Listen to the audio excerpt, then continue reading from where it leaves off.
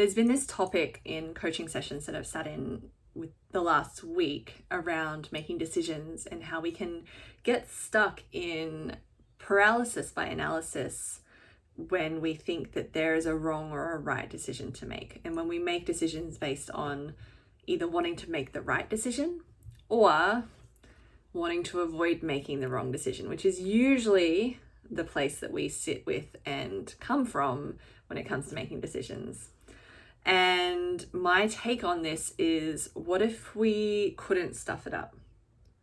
What if instead of looking at decisions we make as right or wrong, we look at them as opportunities to connect in with our hearts, our wants, our desires, our inner voices, and just follow through on that.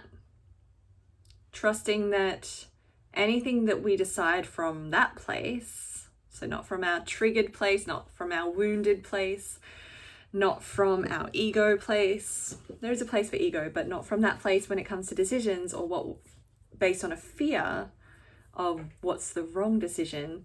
But what if we made decisions from that place, our inner knowing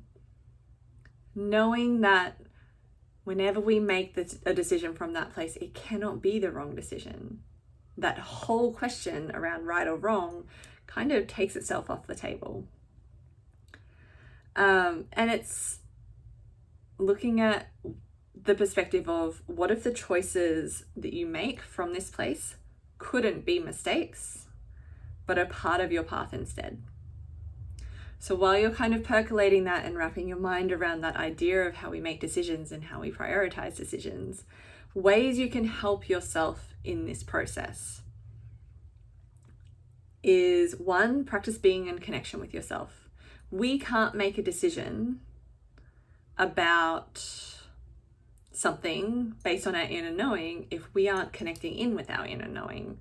Otherwise, we make decisions from that wounded place, or that triggered place, or that fear-based place of, well, this is what I believe, because we're not paying attention deeper.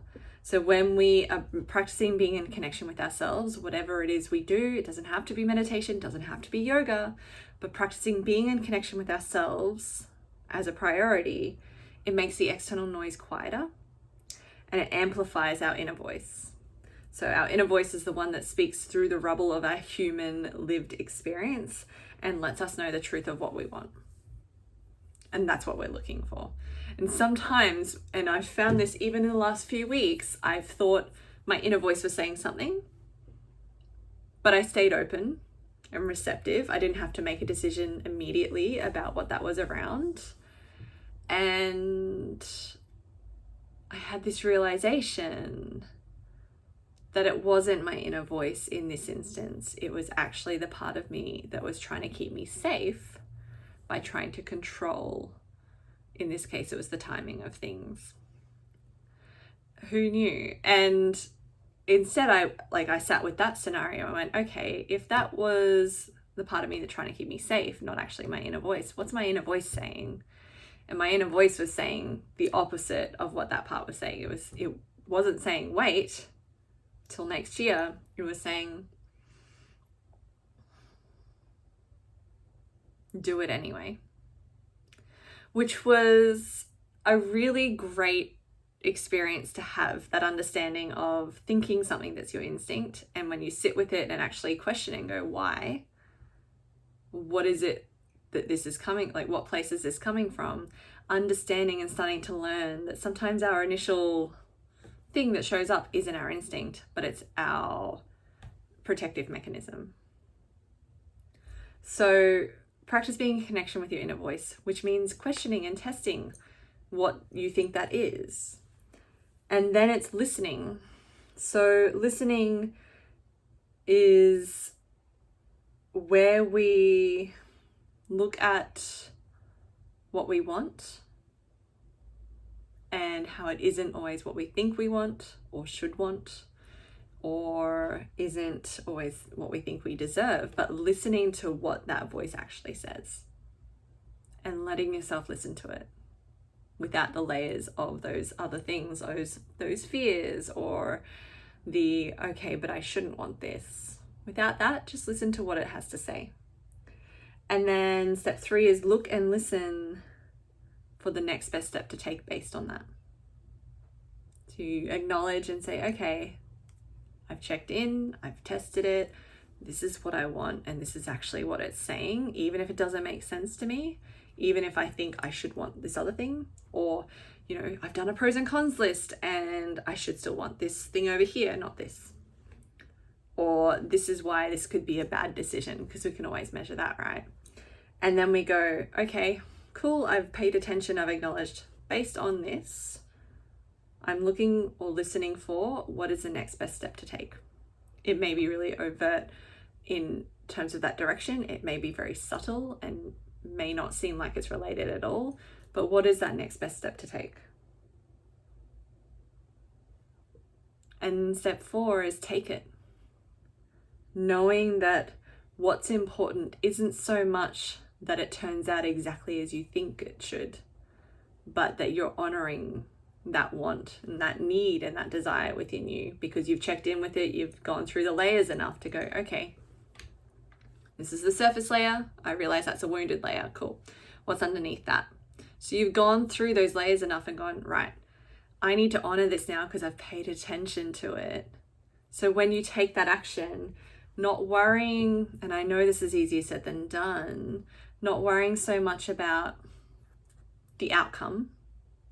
That will happen as it does, and you may, in all complete transparency, you may turn around and go, what was the point in me asking for that thing if I wasn't going to get it?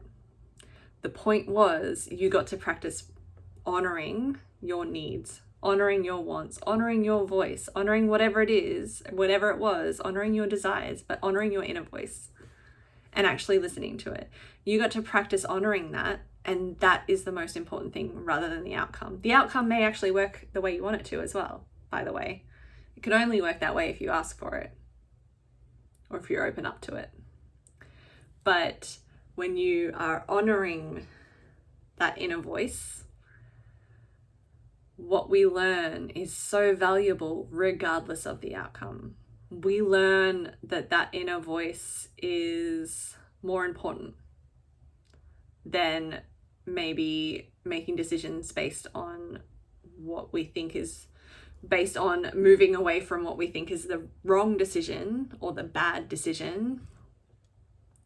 Honoring that voice helps us step further into then being able to notice more about what it is that we want and trusting that process.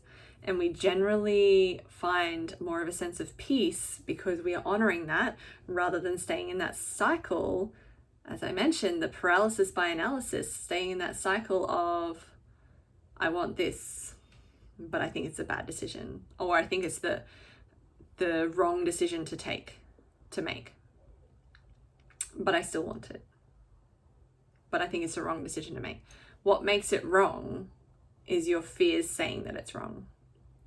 And again, it doesn't mean that it's going to work out exactly as you think, but what's most important is that connection within and honoring your voice, practicing asking for what you need, because the more that you practice it, maybe you need to get, instead of going from A to Z, for example, and directly from A to Z, maybe you need to go from A to B first. And A to B is learning how to ask for what you want in any scenario. Even if it turns out differently, you've then built up that skill, and that's what gets you to B. And then you can only get to C from B. So it's all steps along the way, and you don't know how that will actually ready you for what it is that you really want, or the feeling of the life that you really want, unless you actually take those steps. Instead of just waiting and going, well, I'm not going to take those steps unless, I'm going to wait until I can go from A to Z. But there's all this space in between. And it's all of that space in between that we need to go through the process of learning to actually get to that point. And sometimes we might get to a letter and think we're just going to the next one, and that's what gets us to Z. If you have ever played Super Mario Brothers and you know that there's a time warp levels, it's a little like that. So ponder that. Notice if resistance comes up, especially if you want to give examples of why some things are actually the wrong decisions. Maybe you can look at where those initial decisions are coming from, what place they're coming from. Are they coming from a fear-based place, or a triggered or wounded place, or an ego place? Are they actually what you want? And yeah, sit with that.